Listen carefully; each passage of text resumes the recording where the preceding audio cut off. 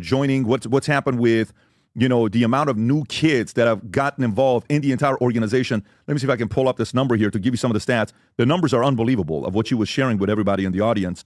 Do you have that, Rob, or no? Anyways, there's like 1 million kids joined, 3,000 new chapters created around the world. The amount of money that... Guys, thank you so much for joining me. John Soto, this is SotoCast. We're going to take a look at this PBD episode that just dropped. They go through Turning Point. They go through the numbers, but more importantly, after this, they get into some of the presenters and what they said and how they said it and what happened after that. I'm going to get a listen to their analysis, and then I'll give you mine in the back end. It was, sent in from people around the world, just record-breaking all across the board. I have it. You have it? Is this her giving the update? Yep. Right there. Zoom in a little bit, Rob. Okay. That's actually not Barron Trump. It's just the account's called Barron Trump News. Erica just dropped her numbers. 50 TPUSA chapters opening every day. 8,000 plus church partnerships. 140,000 requests to join. 1 million students involved. 3,000 Club America chapters. 1,400 college chapters. I mean, this is extremely impressive. Now, can they keep the momentum going or not? There's a lot of people that behind closed doors are going to be doing everything in their power to make sure this momentum continues. But it's going to rise and fall on leadership. Rob, what speeches? Is this Erica giving a speech? This is her talking about those numbers. Numbers. What else do you have? Let's go with the Ben Shapiro one. So Ben Shapiro gets up, and I watch the entire speech, and it was a straight-up call-out.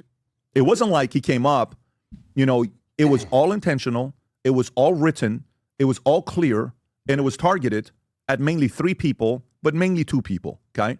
And here's Ben Shapiro. Go ahead, Rob. So, for example, if you host a Hitler apologist, Nazi-loving, anti-American piece of refuse like Nick Fuentes,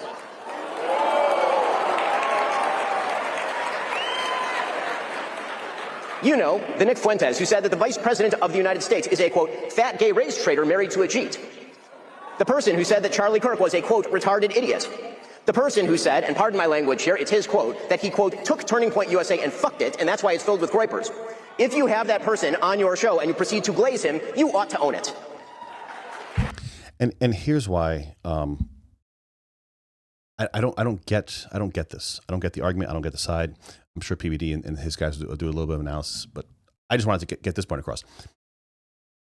You're never going to, like, if you're closing in the camp, right? You're basically saying you're not allowed. You can't say these things, and you're disgusting. So we're not going to talk to you. We're not going to platform you, whatever the hell that means. I mean, if his ideas are so gross and so disgusting, then you have him on and say, yeah, I disagree. This is why. And, I don't understand. Like, you're never going to win that argument. That's why, like, I don't know, like Shapiro or these other guys, or especially like the more moderate guys, they really don't understand. Like, I have teens, so I know, like, what they're saying. You're saying to them, you can't do this. This is gross. Don't be like this. And what are they going to do? They're going to do exactly that. That's exactly what they're going to do. That is the teen motto since the beginning of time. I mean, obviously he's there to try to tamp down on, the rise of, it's basically the anti-Israel right is what he's trying to throw, he's trying to tamp down those flames, and he's only going to make it stronger. It's not, he's just making it worse. I don't know if these guys realize that. They're just making it worse.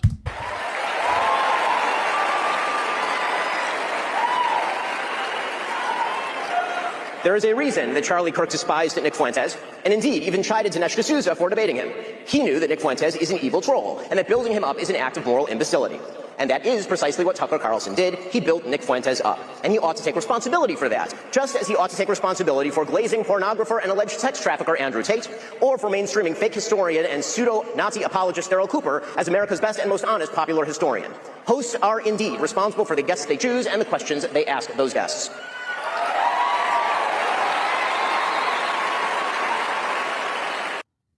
Okay, so that's Ben. Then, right, and we know who Ben is calling out. Like, it's not even funny who it's called. It's clear. He could have just blown the t-shirt. I don't know if we have the clips. He directly called out Candice multiple times by name, called out Tucker several times, and obviously there was Nick Fuentes. Those were the big 3 you were referring to, Pat? Yes. So Candice was probably the biggest recipient of his probably, but I think the leader of the call out is Tucker. Is who he's calling out. So then this is Tucker. Go for it. Because Tucker was there, Candice wasn't, right? Yes, go for it. I just got here, and I feel like I missed the first part of the program. Hope I didn't miss anything meaningful. But I just want to say, I don't think I did. No, I'm just kidding. I watched it. I laughed. That kind of bitter, sardonic laugh that emerges from you when, like, Upside Down World arrives. when your dog starts doing your taxes and you're like, wait, it's not supposed to work this way. To hear calls for like deplatforming and denouncing people at a Charlie Kirk event, I'm like, what? This is hilarious. Yeah, this is hilarious. Actually, one of the clips I was listening to myself, thinking as I often do when I hear myself speak, which is never, because I never watch myself, but at these events I always play like the role of you. And I'm like, that guy is pompous. Woo! Sorry about that. We don't see ourselves clearly. But the prediction that, at some point when Republicans took power again, which I did everything I could, to help, and really felt that was important. I still think, I was right.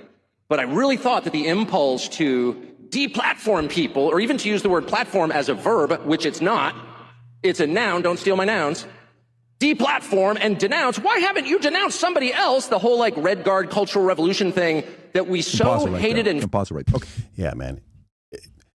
If you don't like him, if you hate him, love him, whatever, he's way more likable. I mean, let's be honest. He is a charismatic figure. And Ben is not. And that's why, Ben and, the majority of the Daily Wire is on a massive downturn. I mean, say what you want. That is like the old guard. It is a sinking ship. It is, all of the young people that they had in that realm. It's turning into basically Fox News from what I see. Like the majority of the extremely pro-Israel, 35 to 45, the people that kind of grew up with Ben, some of them are still hanging on. A lot of them have just jumped ship, though, just because of, it's maybe partly because the Israel thing, maybe partly because of just how he hits you square in the face with these all of his reasoning. But he doesn't give you any wiggle room, like just to say, hey, maybe take a look at this. He'll just bang you with 2 + 2 is 4, and you're just like, all right, yeah, okay, 2 + 2 is 4, but you got to still be likable. Like you have to come across as you're out there, you're doing a show, you need people to watch you, you need people to consume your content, and that doesn't mean you just come out with salacious things and lie and stuff like that, but it's still a show. That's why it's called a show. Okay, so Tucker gives a speech. Ben gives his speech. You've heard both of them. Where are you at? So the basic premise of Ben's speech is that truth matters. And we all know that the World Economic Forum came out and said that the biggest concern in the world right now is misinformation and disinformation. And he basically called out certain people for peddling myth truths, untruths, semi-truths, and then operating under the guise of, I'm just asking questions. So to me, Ben was very clear, very direct. I was never a huge Ben Shapiro guy, and I was certainly never a big Tucker guy. But between both of them, they're legends, we get it. To me, this comes down to one word, midterms. Who is helping coalesce, build a coalition around 11 months from now, we're going to have another election. And are you helping bring people together to win midterms, to help Donald Trump and his agenda, or are you trying to tear it down? I always find that Adam's analysis is, I guess he's good in his own right. I always just find him just to be very off. Nobody gives a shit at this point, right? Nobody cares. Maybe that's by design. Maybe this is going on because it's some, maybe somebody is utilizing puppet strings and manipulating all this to happen to disenfranchise people and to break up the right coalition, the MAGA coalition. That's not what the average person cares about. I mean, it's almost a sham at this point, like, putting these people in power and they're there and nothing gets done, and some things get done, but nothing really gets done. And I think that's kind of what's, the mask is being removed, and everyone's trying to figure out what truth actually is. And it's a healthy thing, right? Infighting is a healthy thing. You need that. If you want to be a monolith like the progressives, it's not healthy. It's not a good thing. It's not good to be debating and to be jostling for position. It makes you sharper, makes you stronger, makes your arguments a lot more refined, and you're able to have a battle of ideas. The left cannot have a battle of ideas. That's why they will almost never go up against somebody on the political right. And it's because their ideas have been challenged from within, and whatever comes, to the forefront is the prevailing idea. So, but yeah, I mean, Adam I don't know, his pivots are always a little off to me. So there's a lot of infighting within MAGA, and there's a lot of people on the left that would love to see Nick Fuentes and Candice and even Tucker be the face of the new MAGA establishment party. And in my opinion, Charlie Kirk wants no part of it. The last thing that I'll say is this. Ben said one thing, and I said it the other day about what the Torah says about criticizing a grieving widow. Erica Kirk asked Candice to stop. Candice went on Pierce Morgan and she said, I'm not going to stop. As if she's the FBI and she's leading this investigation. So to me, at the very least, I'll say that. It is pretty amazing to me how popular Candice is right now. Like it's almost like, it's like the soap opera version of politics or whatever.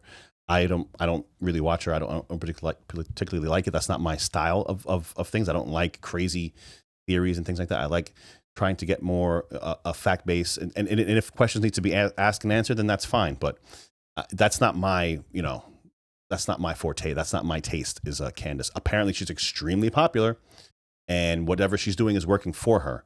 That's going to be something that's going to continue. You're not going to get away from that. The question is, how does that affect the overall story arc? Right? What does it really change when she's out there just slinging mud left and right? Does it really change anything in the end? I personally don't think so. I think it might change her bank account, but other than that, I don't think it really has much sway on on America as a whole. Ben is the same person he's been for 20 years that we've seen him on air. Tucker has flip-flopped and he's fake, and now because he's an American, he goes and buys a property in Qatar. Not in Detroit, not in Dallas, not in Boston, not in American cities. He's buying a house in Qatar. And why? Because he's American. God bless you, Tucker. That just came out a few days ago. That is a little weird. I haven't done a deep dive into it yet to take a look exactly what happened, what's going on with that. Obviously a little strange. I don't know why people are really coming down so hard on him for buying a property in Qatar. I guess a lot of people are saying that he was bought and paid for by Qatar, that he's getting money from them. They also say that, if you're either bought and paid for by Qatar or you're bought and paid for by Israel, that's the narrative when you're in the space that you get labeled. You're either one or the other. You can't just be a person just spouting your ideas, because that would just, I think, be inconceivable to the average person. Let's see what I think Vinny has to say here. Vinny. Well, the WEF, I don't know that the World Economic Forum, I don't know we're going to be going by their guidance when it comes to disinformation and misinformation, everything that they push from global warming, fake disinformation for COVID, and now we're finding out that, people are having cancer and kids are having heart problems and people are dying and they lied to us. So I don't take any heed to the World Economic Forum. But if we're trying to worry about saying that misinformation and disinformation isn't a thing? No, of course. It's your job to go out there and look. That's why nobody trusts the media. That's why nobody trusts the government. Nobody trusts anybody. It's your job to go and look and find the information and fact check everything that you talk about, just like how I did earlier in the show. My thing is this, Adam. If we're worrying about the midterms, why would Ben Shapiro go up in front of Turning Point USA, in front of everybody, the youth, I want motivate. I want something, because the real enemy is the left. It's the Gavin Newsoms. It's the AOCs. It's all those people. Instead of using that 20 minutes to unite and say, guys, with all the differences, that's the mission. That's the enemy. You're going to talk shit about 2 other people and 3 other people and just bash everybody. I think this whole enemy, not enemy talk is kind of, it needs to go. You have people that have a completely different political philosophy. I mean, some people ascribe it to being evil. Okay, I guess you can. It might be, maybe it's just something that benefits them better. Maybe it's just something that is somebody's using, the tools that they have to get the most out of the system that they're working on. I don't know if this evil good thing, because if you think about it, progressives, they want to be the best. They want to be the most altruistic and the most caring and stuff like that. And then they call us evil because they're saying, well, we can't help everybody. So then that means you're evil. This evil, not evil, I think that kind of just needs to fade away. And we just really need to just explain to ourselves, right? Because in order to, you're almost never going to be able to get somebody on the other side to concede. So you just have to be firm in your ideas. You have to be firm in what you're thinking, what your thought process is, how you got to where you got to, why you think free market capitalism is the best, why do you not think communism, socialism works well, and flush those things out on your own. And if people have a discussion with you, then you can go back and forth and have that discussion. But the evil, not evil thing, I don't like that. Okay, the crowd seemed to like it. They were cheering. Half and half, whatever, boos and claps. I don't know. I wasn't there. It's just, that's your moment that Charlie fought for people to have debate. Charlie's whole mission was debate, talk, not deplatforming. He went to college campuses and said, okay, give me your argument. Not Guys, if you're still here, please hit the subscribe button. If you already are subscribed and you hit the like button, that helps me out. Thank you. I don't want to hear you. I think it's awesome that people are talking, that he talked to Nick Fuentes, let him talk. Let him sit in front of Steven Crowder and say his point. I learned more about him through his podcast than I ever knew about Nick Fuentes. I don't think that if you want to unite and worry about the midterms, that's not the way to do it, okay? And then Tucker had to take his time out of his message and go against him too. And by the way, I don't trust, when it comes to Tucker buying stuff in Qatar, that's the most random, weirdest thing that didn't make any sense. I'm American, but I'm going to buy land as a Christian, he's openly devout Christian, in a Muslim land. I don't believe it. I don't believe it. Somebody might be getting paid. But I just feel with everything that's happening, they missed the freaking mark. This should have been about America and the actual enemy because the Democrats are laughing their asses off. Period. That's my opinion. By the way, a very reasonable take you just gave. That is a very reasonable take in the end.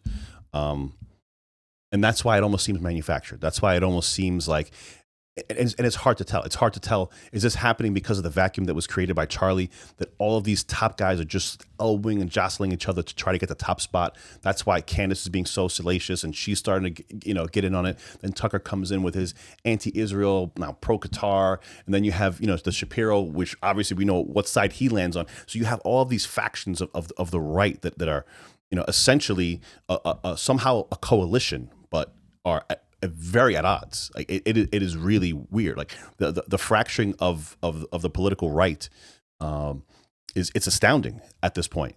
And again, progressives on the left, they always coalesce. They're a complete monolith, and that's not good, right? Because all you need is one little crack, and then everything falls apart.